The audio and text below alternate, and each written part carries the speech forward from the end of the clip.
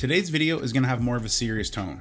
This story may be familiar to some of my Canadian viewers, but outside of that, this is probably going to be new to some of you guys. I've mentioned a few times here and there that I have post-secondary education in the criminal justice area. Even though I've never pursued a career in that field, a lot of that stuff still interests me.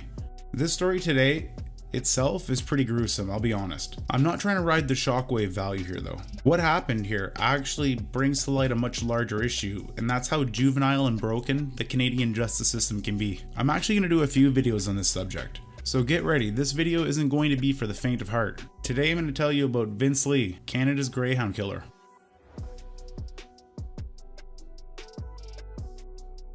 Vince Li was born in China in 1968. Not a lot is known about his early life. We do know that he graduated from college with a bachelor's degree in computer science, and that he worked in Beijing as a computer software engineer. Li and his wife eventually migrated to Canada in 2001. When they arrived here, Li worked in Winnipeg at different minimum wage jobs, from fast food and customer service to labor. Even though Vince did have a bit of trouble with the language barrier, he was described as reliable, hardworking, and not showing really any signs of trouble. There was an undisclosed incident in 2004 involving the OPP. The only information released on it though indicated that Li was diagnosed with schizophrenia and prescribed medication. Medication that he only took briefly, but he didn't have a violent past or reputation. In 2006, he relocated to Edmonton to look for better job opportunities after him and his wife split up. While he was in Edmonton, he continued to bounce between menial jobs and ended up working at a Walmart and delivering newspapers on the side. The transition wasn't easy for Li, and in June 2008, he was fired from his Walmart job because he was arguing with other employees in the workplace. After that, he was planning on heading back to Winnipeg for another job interview. 4 weeks later, he would be involved in one of the most gruesome murders in Canada's history. Good afternoon, everyone. Our top story this hour, new details emerging this afternoon about that brutal murder aboard a Greyhound bus in Manitoba yesterday. Police have laid charges in the crime that has shocked the nation. Our James McDonald is live now with more on this story. And James, what more have we learned today? Through witness testimony, they were able to piece together Li's last couple days. Let's go through the events. Edmonton, July 28th, 2008. At midnight on the 28th, Li boarded the Greyhound bus to Edmonton, heading to Winnipeg.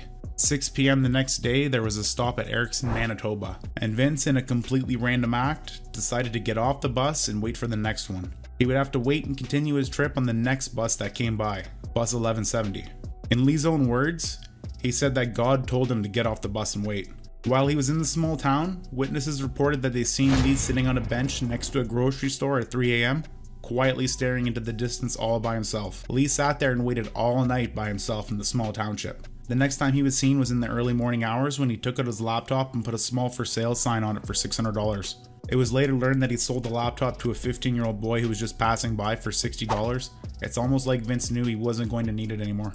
On a different bus, a young man named Tim was on a similar travel path and destination as Li. Tim left Edmonton on board a different Greyhound bus than Li did. Bus 1170 headed to Winnipeg. Tim was a young man who traveled between Winnipeg and Edmonton for work. He was coming home from his job in Edmonton, where he worked for a seasonal carnival. He often traveled home in his free time to see his family and girlfriend who was pregnant. When Tim boarded the bus, he sat at the rear, one row ahead of the toilet. At 7 p.m. on July 30th, bus 1170 stopped in Erickson, Manitoba as part of their route to Winnipeg, and they ended up picking up a new passenger, and that passenger was Vince. When the other passengers were interviewed later on, they said there was nothing out of the ordinary about Vince, nothing alarming.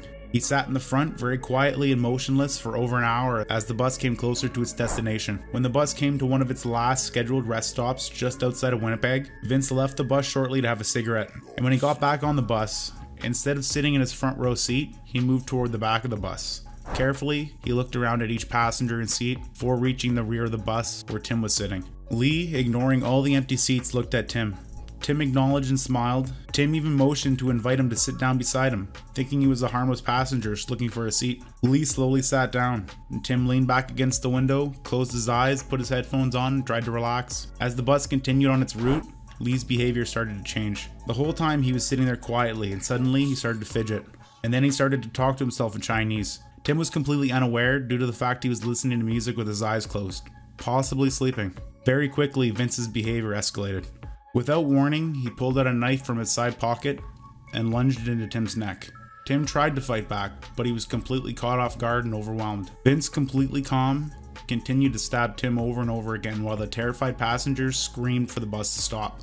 and flooded to the front door. As the people ran from the back, Tim tried to escape from Vince, and they both ended up falling into the aisle, where Vince continued his horrid assault. Moments later, the driver did an emergency stop on the side of the highway, and everyone fled the bus except for Li. As horrible as this incident has been so far, it only gets worse. If you're faint of heart, be warned, the next part is a little gruesome. But as terrible as it all is, there's a much bigger point to this at the end. With that out of the way, we have to continue because Vince wasn't quite done yet. On the other side of the busy highway, the passengers outside of the bus watched as Vince continued to desecrate Tim's lifeless body. After several minutes of taunting the outside passengers, Vince inevitably removed Tim's head and carried it around the bus, pressing it against the windows for everyone to see. A tremendously traumatizing event for anyone involved. A passing trucker stopped to see what all the commotion was about, and when he realized the extent of the current circumstances, he gathered tools for others to use in case they needed to defend themselves. The truck driver actually momentarily got on the bus, but decided not to engage with Li, and instead barred the doors so he wasn't able to escape. Everybody got off the bus. Me and a trucker that had stopped, and the Greyhound driver ran up to the door to maybe see if the guy was still alive or we could help or something like that. And when we all got up, we seen that the guy was cutting off the guy's head. He was cutting off the guy's head there, and he saw us. He came back to the front of the bus, told the driver to shut the door. He pressed the button and the door shut, but it didn't shut in time, and the guy was able to get his knife out and take a swipe at us, so we backed off the door. And I ran around the back side of the bus driver took off, and then we both returned to the front to see what had happened, and he hadn't gotten off the bus. The door was still open. We shut the bus door that time and shut it. It was at that point that he came, started walking to the front of the bus, and he had the head in his hand, and he just looked at us like this and dropped it on the ground, like, totally calm. It wouldn't be till 9 p.m., 30 minutes after the start of the attack, that the police would finally arrive, and the scene they arrived to was undescribable. Li was parading Tim's severed head up and down the aisles. Eventually he got bored, and he started to dissect Tim's body. He removed most of Tim's organs. He removed his heart, his lungs, his liver. Every piece of Tim's body was defiled and tossed around the bus. Vince then positioned himself in full view of all the terrified passengers and officers and ate one of Tim's eyes and part of his heart. Li also had plastic bags with him, and he started to fill the bags with pieces of flesh. For what purpose? Who knows? When the officers arrived, they contained the scene and attempted to reason with Vince, who was still alone in the bus, but that was obviously useless. Li continued to dissect Tim's body for hours while incoherently yelling out of the bus, while the RCMP thought the best course of action would just be to wait it out. So for hours, they just waited, did nothing but track his movements on the bus. I know what a lot of you guys are thinking right off the bat. Why even try to reason with this murderer? Why not just shoot him? I hear ya. We'll get to that in a minute. Over 4 hours, the RCMP tried to reason with Vince while he continued to mutilate Tim's body. 1:30 a.m., 5 hours after the reported attack, Vince attempted to escape the bus by breaking through the window. The RCMP immediately shot him with tasers and sent an attack dog after him, and he was apprehended and placed in the police cruiser. Parts of Tim's body were found in plastic bags on the bus, while other parts were found in Li's pockets. Tim's eyes and part of his heart were never actually recovered, and they were presumed to have been eaten by Vince during the incident. Once the scene was secure, they took Vince to a secure hospital. See, this is where one of the main issues in this whole situation presents itself, and opinions are going to be split on this. I'm actually kind of split on this. See, in Canada, we have a rule in policing about the use of deadly force. It can only be used in situations where someone's life is in direct danger. So if Vince had a gun and was shooting, then the officers' lives would have been in direct danger, so they would have had full right to use deadly force. Since it was clear that when the officers arrived, Tim was already deceased and Li himself was trapped on the bus, no one was in direct danger because, well, the damage had already been done. It's a really crazy situation when you think about it. Like, what do? Do you just shoot this obviously mentally ill man? Do you try to arrest him? I don't know what would be considered the right thing to do in this situation. See, because if you're an officer, you have to follow due process, and there's a fine line between using your own discretion and taking the law into your own hands. When I think about this incident, it's actually kind of pivotal to me. Not because of my connection with anyone or anything like that, it just reinforces the fact that I'm not necessarily policing material. In a moment like this, I don't know if I'd be able to remain calm and not take the law into my own hands. It's an extremely complicated situation because a police officer has to follow the due process and he can't be judge, jury, and executioner. The officer's job is to apprehend the criminals, prevent crime, and keep the public safe, not to decide the fate of a mentally ill schizophrenic.